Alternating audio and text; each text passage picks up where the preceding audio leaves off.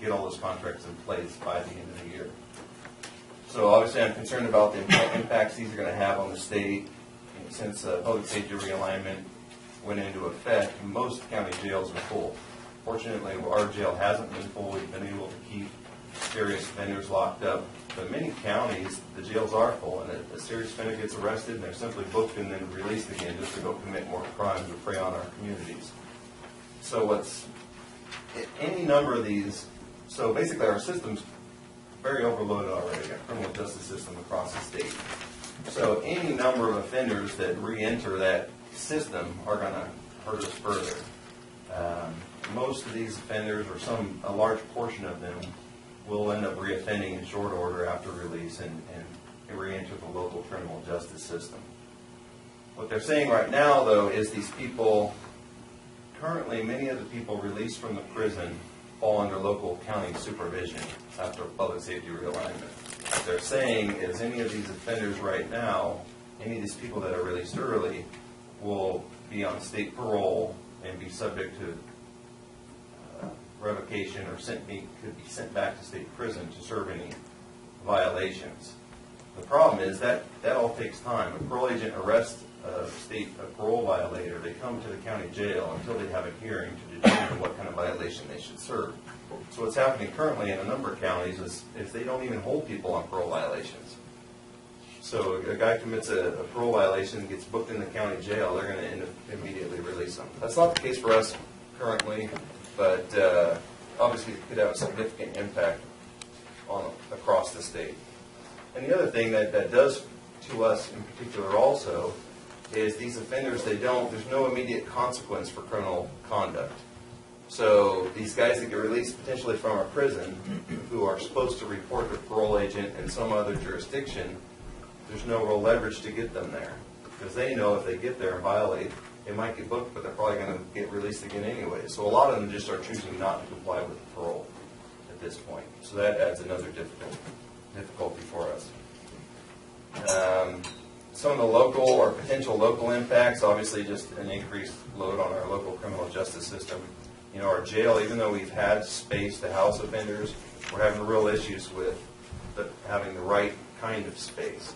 You know, we have dormitories, and right now we have a lot more criminally sophisticated offenders in jail. It's really become more of a regional prison. And our employees feel it, we see it with the type of incidents that are occurring in there with large fights, melees, and it's just a different place than it used to be, the county jail. So any additional offenders coming into our jail can hurt us. Obviously the potential impact on criminal activity occurring on the streets for both my personnel and the city police department. On the good side, there may be some potential for us to contract with the state to house inmates in our CCF. We've been in contract with the Secretary's office. Right now they're pursuing large contracts. They're pursuing a contract with LA County for 2,500 beds, Alameda County for 1,000 beds. So right now our 130 beds really isn't that enticing. But I think, we've had some contact with them, told them we may have an interest in contracting, but they haven't followed up yet. Obviously, with the budget climate, it would be good if we could bring in some revenue. So there's some potential there, but I think the risk outweighs the potential reward with this whole early release. So we'll continue to work with California State Sheriff's Office or California State Sheriff's Association. Continue to work with the governor's office, and we'll come back as we start to learn more details of the real plan to reduce populations and the impacts it will have on our communities. Any questions? Questions from board members? I got a couple. I mean, you've seen, obviously, I think you said specifically, you've seen a change in the population we have over there. Oh yeah, in numbers alone, but it's not, the numbers don't really tell the story. Right. It's the criminal sophistication. It's having people in jail for 3 to 4 years versus 6 to 12 months. It makes a big difference. We see prison-type politics. We have seen an increase in assaults, and like I said, we've never really had a large melee or large-scale fight in our county jail dormitories. Until recently, we've had 2. so we're having issues in there.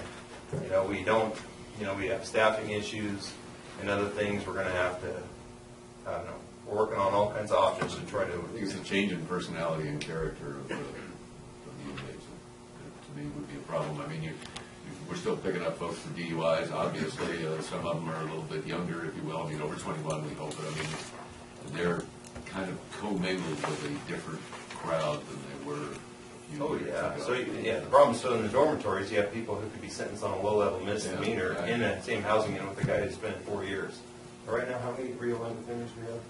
And check today, Sheriff. We had 52 last week. Yeah, so 52 people right now in the county jail who, prior to this, would have been in state prison. And a lot of those people, they are, career criminals. And so they bring that prison influence into the jail, and it's just bad for us. Jim? Mr. Chairman, on that line, what is in terms of your bed count? Because I know you have a capacity, and you've been kind of staying at a certain level prior to maybe 109 kicking in. So at 52, what does that represent? Or do we have 140? 40%. 40. I know, but in terms of, it's 40% of the capacity. But in terms of where you're at, in terms of 40% of what we have in custody. okay. So we were our Your total population is around 120 right now. Is that what you're? Bouncing up That was towards the question. about 130. So, but that realigned population has been hovering at about 35% of our overall offender count for a year now. And recently, it's come up. It's ticked up a little bit towards about 40% of the people in the county jail The are jail capacity realigned. is around 150, if I'm not mistaken. 156. 156. I knew it was a 150 number. And we were kind of basically hovering between 80, 90 on a low end, maybe up to 110 or 20 on the high end in terms of prior to 109 coming up down the pipe. Well, years back, our population was around 120. But before realignment, really, we were at all-time lows for 30 years. We had 50-something inmates when realignment started. That was exceptionally low. The average daily population around that time period was about 70 offenders, though. But again, when we had 120, So when you take 50 on top of, let's say, an average of around 70 or so, then you've almost kind of doubled your population. You're still under your cap, but that kind of gives I think that's the number. But then you start changing the character of the inmates, and as we know, Sheriff Crowder has shared with us. Well, you expose the element of the prison. And the females take up a lot of rooms, and so I mean the mix is just different. yeah, the mix is different. We have a lot more. We have more gang members, more serious offenders who we have to segregate, and that's one of our big Where do issues. we stand in terms of, because of the increased pressure, where do we, based on the tours we had earlier this year, or do we stand in terms of the control board retrofitting or replacement that? Well, right now, Mendocino we've been talking to different counties to find out who has done a similar retrofit recently. We've just got a hold of Mendocino. They use the company. It seems like they did it cheaper than many that we've had come visit us. So we're researching it currently. Right now, we are going to be working with Public Works on trying to get the roof project done. We've got to get that roof done this year. After that, the next thing in line is the control panels. We have a couple other projects. We need to replace our fuel tank and some other things there. But we are going to be working shortly on adding our additional cameras. The inmates, they know what our cameras can and can't see. They've learned that over a period of time. We have some areas where we don't have any camera coverage, and it makes it easier for those assaults and things to occur. So those are some things we're working on right now: the roof, the camera system. The control system, we're still doing research, but that's just going to be very costly. Yeah, I know it is, and I think it's something that if we're going to be having the type of populations, I think Jail safety that's something that needs to be given a high priority, because after all the things that we looked at or had a chance to see on that tour, that was the thing that probably left the biggest impression. So. Well, that's critical. The thing, we are moving forward on that body armor. You guys approved that twice now. We have a fitter coming out shortly to fit our people. We're just trying to increase their safety, because they're feeling less safe all the time in our jail, working there, based on staffing levels, based on just the working environment. Because like I said, it's different. I walk in there and you can just feel the difference. You look into those housing units and it's just a different classification of inmate we're holding. So we're doing what we can for staff safety, but we're trying to expand extra help, recruit extra help COs to augment our staffing as much as possible. But it is posing some challenges right now. I appreciate you sharing it with us. Board members have any other questions? I'm going to open it up to the audience real quick. Aaron? Sure. Dean, what can we do, not as supervisors, but as citizens of the state? I mean, what can we do to help eliminate this? I mean, what do we need to do to visit with our legislators or ballot box? I mean, what, do you have any ideas? Well, I wish there was an easy answer of any type. The hard part is, there's no way that realignment is going to be reversed. There's no way there's some of the Republicans at the Capitol are talking about it, but there's no way that's going to happen. The state prison population is overloaded. I think one of the best things we can do, the intent of realignment is to keep these offenders local so that we can give them programs to help them not reoffend. That presents some challenges. The state hasn't been very successful in reducing recidivism. Fortunately, we have a great working relationship with Mel and her people. We really are trying to set up some programs to keep these people from coming back into our custody. I think that's one of the best things we can really try to do is, keep them from coming back. I mean, again, it's a challenge. It's a challenge to do that, but we're trying. We're putting a real effort into doing that, offering a lot more in-custody programs, especially the people who are, we have some offenders who commit crimes partially because of their mental illness. They get off of medications and so on, and they commit some kind of crime. They end up in county jail because that's the only place that'll take them. So we're trying to address those too. We're providing great mental health services in custody now. I think that's the best thing we can do, probably. One of the things with realignment that's really hurting us right now, though, is it would be great, but it would be better if it was just our local population that we were trying to deal with. The problem is we have a ton of people who commit crimes at the prison who get realigned and get sent to our county jail. So right now we have one guy in particular who's a high-level gang member who's in our county jail for a long term. Who's not our person. He just committed a crime in our prison, even though he's from a different jurisdiction. And now, that's totally opposite of the intent of realignment. The guy's not ours. What are we going to do with him? We're not going to provide him any services, but he's poisoning our other population. We have, in order to minimize his impact, we have to keep him by himself, segregate him from the other offenders. But again, the prison they've been hurting us. Any counties with prisons have been really hit hard by realignment for those particular reasons.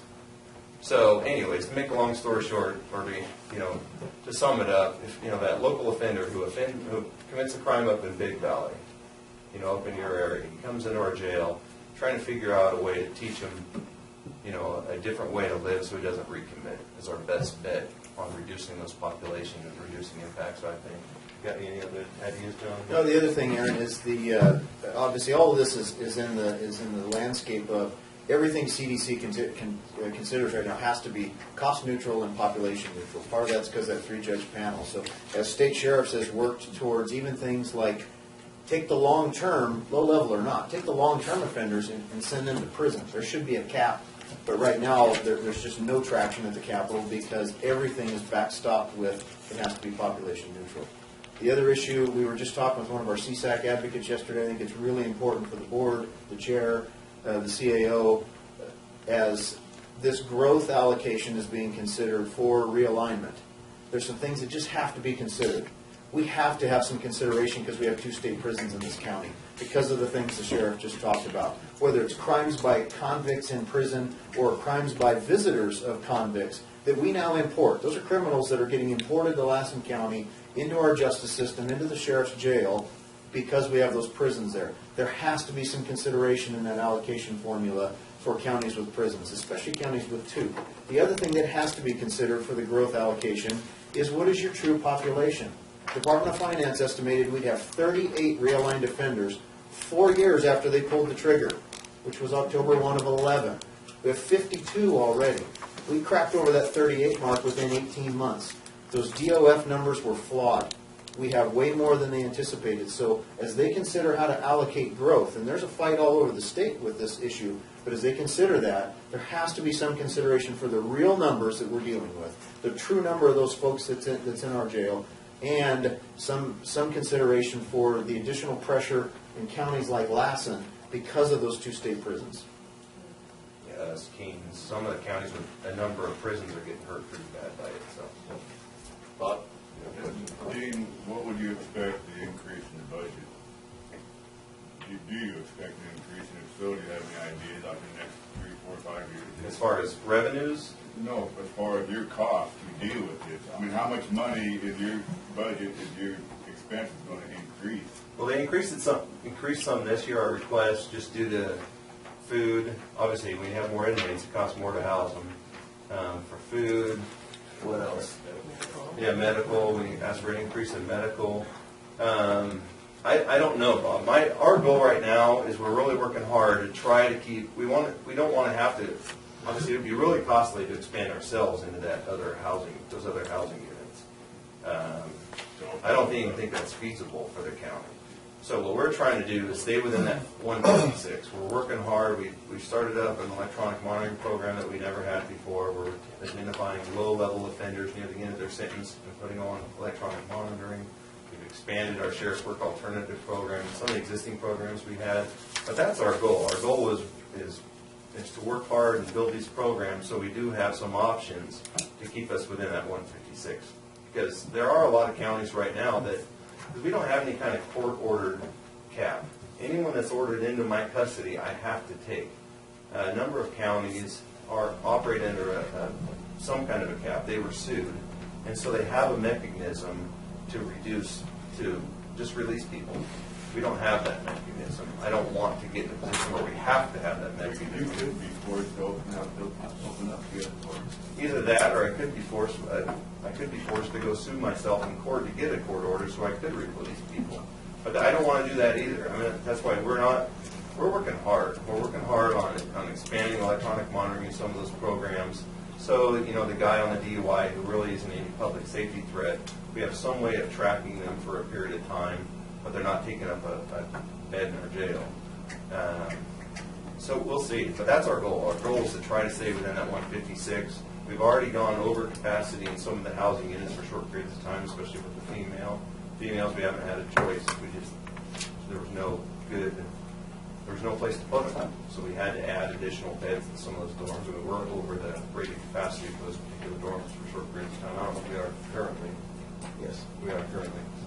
And So we are, already- Bob, on that same note, Sheriff's working with the Board of State Community Corrections to try and get them up here to help do some kind of staffing pattern analysis for us so we can more directly answer, what is this going to cost? What is it going to take? When we built that staffing plan when we powered down the CCF, we built it based upon 70 people in what was then a county jail. We now have 130 people, 50 of which are felons in what's now a territorial prison. So we're really feeling that pinch. So hopefully if we can get a fresh set of eyes to come in and take a look from a standard of inmate to staffing ratio, coverage, cameras, how to safely protect the people that are in that jail, because that's a huge burden to make sure that there's not serious assaults or serious injuries. So hopefully BSCC will be willing to come up and take a look, and then we'll have a better idea. We'll be able to come in and say, based upon the audit we just had, based upon the staffing analysis we just had, we really have to target a number of X amount more correctional officers and camera systems and DVRs and things of that nature to try and deal with, one, the population, two, the criminal sophistication of the population.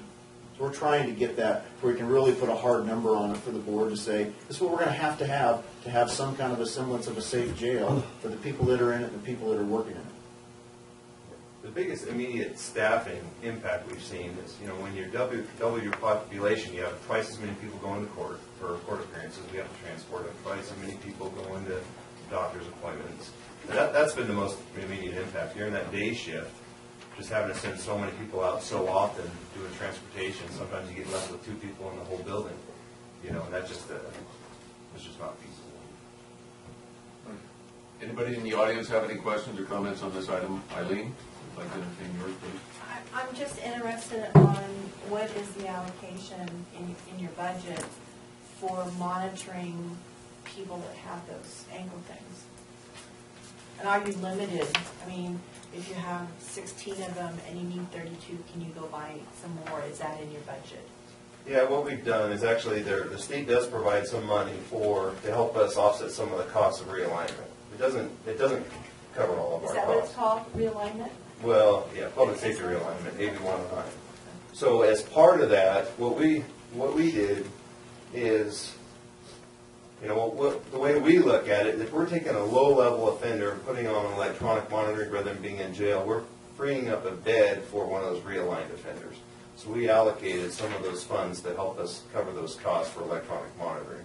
Now, we are going to be coming back to the board at some point this fall with a fee schedule to try to get some of these offenders to pay for their own electronic monitoring. We haven't done that yet, but we will be in the near future. I guess my question is, though, does it take staff? How much staff does it take? Does it take one officer, two officers? Because somebody's got to be monitoring when the buzzer goes off. Yeah, what happens is it sends we can set it up to notify us in many different ways, but it can send a message to a phone. So we have a couple people. We have a sergeant who, in our detective unit, who oversees like the compliance team, go out and check up on these offenders, and he's registered, or he receives those alerts, correct? And the dispatch cell phone. And our dispatchers, since the dispatchers are there 24/7, they also receive those alerts on a phone we keep in their work area. And do you have staff to go out and investigate? We do. We took some of that realignment fund, those realignment funds. We have a probation officer who goes out and helps us, a sergeant on a compliance team, and then we give the city a little bit of money to give so they can assign someone to that compliance team too. Could you double this amount if you had to?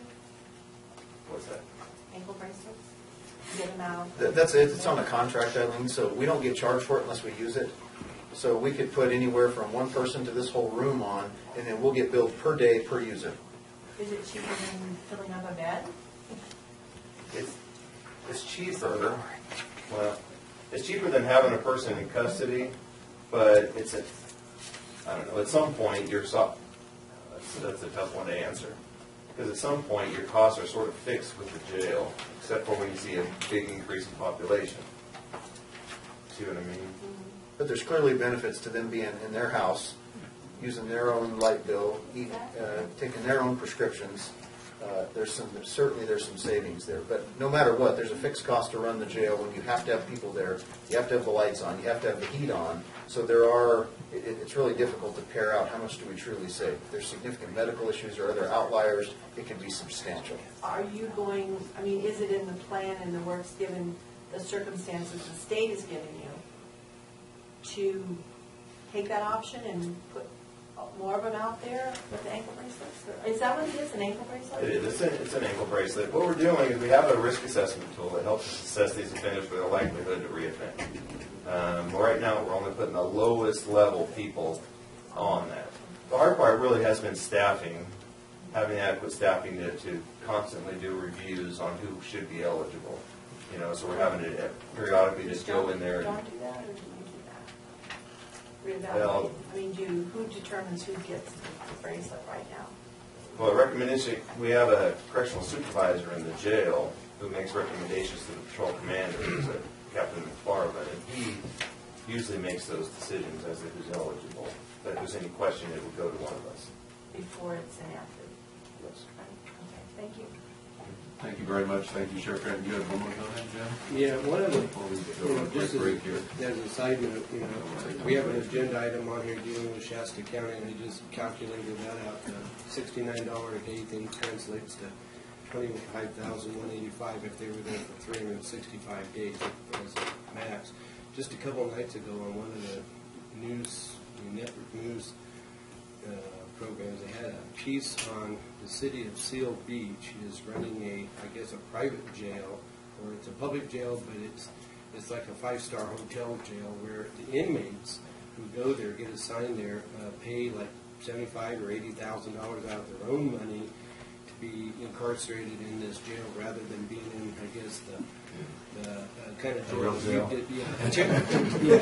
Territorial, instead of being put in the territorial. I like the territorial prison. I like In that. terms of that concept, and they get flat screen TVs, and they get, have a computer, and have, it was a fairly interesting piece, but I'm thinking, with that other part next door there, you might want to investigate, because instead of satisfying, trying to eat by with all the pressures and the costs and the liabilities you incur at $69 a day or $25,000 a year, I think we were getting, when we had the CCF going, around 30 or so thousand from CDC to house when we were operating it as a CCF.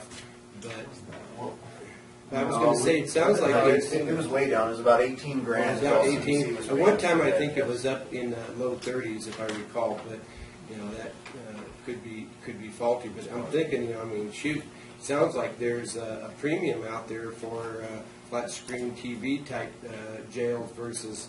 If somebody's going to pay you $90,000, you get 150 of those functioning next door there. The amount of money you would generate from that, you could easily cover all these other costs. But I just We'll be looking at innovative. I just thought it was kind of interesting. Of course, the piece had pros and cons, because there's some of the civil libertarians thought that it was a little bit extreme, and some of the real hardcore, lock them in the slammer, throw away the key types thought that was was too nice. Push. I think it's too nice. I don't think people should be able to buy their way into an exclusive.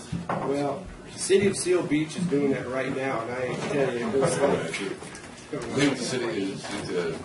Did you have something quick, Mike? Just a question, you don't really get a choice of the people that get assigned to you from the state of California, do you, from the prison?